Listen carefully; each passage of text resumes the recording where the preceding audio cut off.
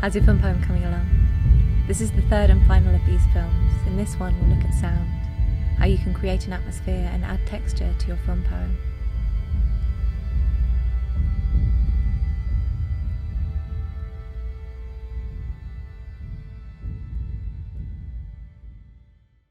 So, by now you've written your poem and considered the imagery you're going to use. If there's going to be audio of your poem, think about where you record yourself or someone else reading it.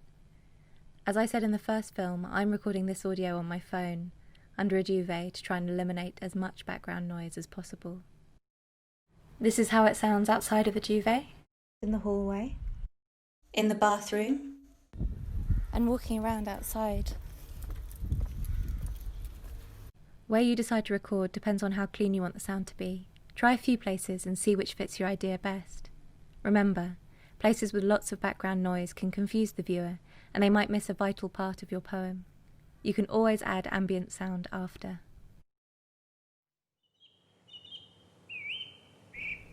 This is me, still under the duvet, but with the ambient sound of a garden overlaid. Before we go on, let's remind ourselves of the suggested themes connecting to the Mayflower 400. Identity of Southampton and the South. Relationships with the sea.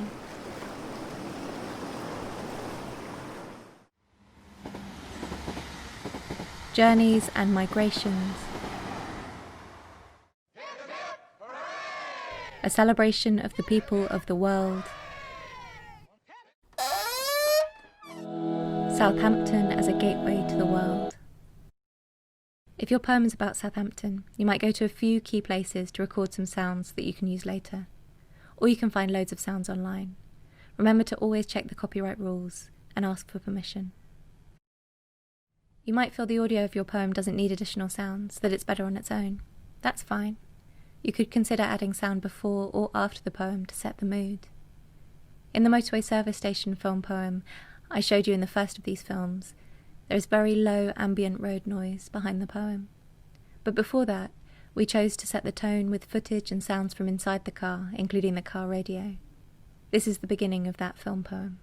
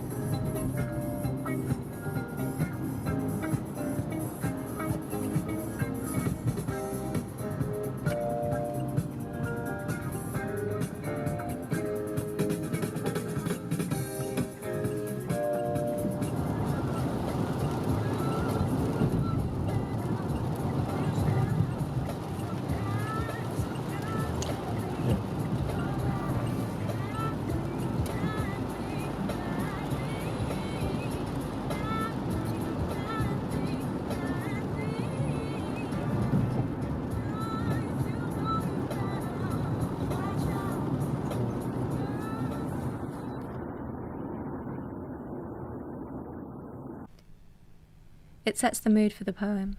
The viewer is reminded what it feels like to drive or be driven at night. And so when we get to the service station and the service station poem, we understand it to be a place between places. To show you how different sounds can change a poem, here's Sylvia Plath reading the first few lines of Daddy without any additional sound. You do not do any more black shoe in which I have lived like a foot for 30 years, poor and white, barely daring to breathe or chew. Now with the ambient sound of a storm. You do not do any more black shoe in which I have lived like a foot for 30 years. Now with something atmospheric.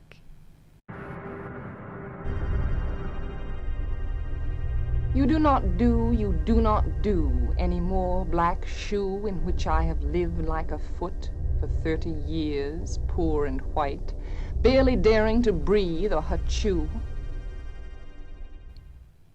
And finally, with some music.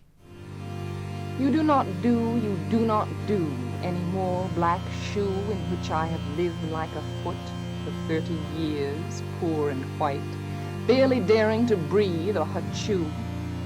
Daddy, I have had to kill you. You died before I had time. Marble heavy, a bag full of God, ghastly statue with one grey toe, big as a Frisco seal. You get the idea. It might be something completely unexpected that works. You might also add effects to the audio or the background sound. But be careful not to over-egg the pudding. The poem can get easily lost in too much sound.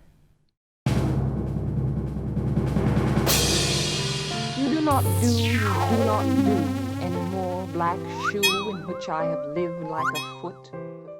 I'm exaggerating, but you may find you spend hours making a soundtrack for your poem and then realise it sounds better without. It's all part of the process. Trust your instincts. Resist the urge to use music that's too sentimental, even if it feels like it fits. The viewer is more likely to resist the emotional content in the poem if they sense they're being told how to feel. Make it your own.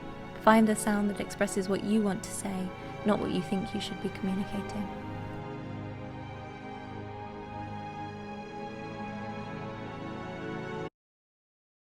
Silence can also be powerful. Here's another extract from the film poem Study in Hindsight I made with my mum in 2016. Listen to the ambient sounds. Notice when they cut out, the effect that has on the poem. 5. Best wishes. As I open your email, the sky here gets heavier. Grey-blue. The perfect backdrop to watch your favourite hill, your favourite window, some smoke you happened upon. I am pretending not to be moved, shouting, "Quick, you're missing the best bit," to my boyfriend while he cuts red onion. Trying to add up the images in my head. A train carriage and a church and your aunt's swimming pool are... Your reflection in a dirty photograph turning the camera on and off is a record of your process no different to a brushstroke, a sculptor's thumbprint. I'm annoyed. This film will probably hurt to watch one day. The screen changes to show my father's hands, and the sky behind is the colour of his eyes as if the image continued upwards. If you were to hang paintings on the grey-blue walls of his irises, you'd find a new sense of bruised and beautiful masculinity within them, probably. I wonder if you ever hold your work against him to check its balance.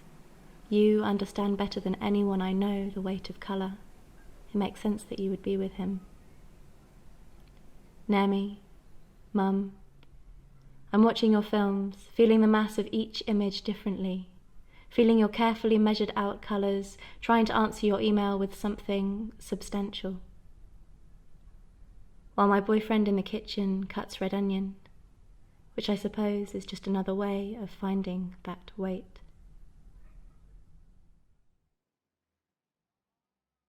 Everything gradually pairs back until it's just the voice. As well as playing with sounds in the making of your film poem, make sure you experiment with silence.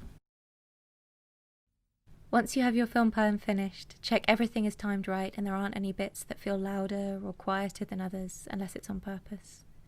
Think about how accessible your film is. Could you add captions? Add your title to the beginning and your credits to the end. And you're done. A film poem. The first of many, I hope.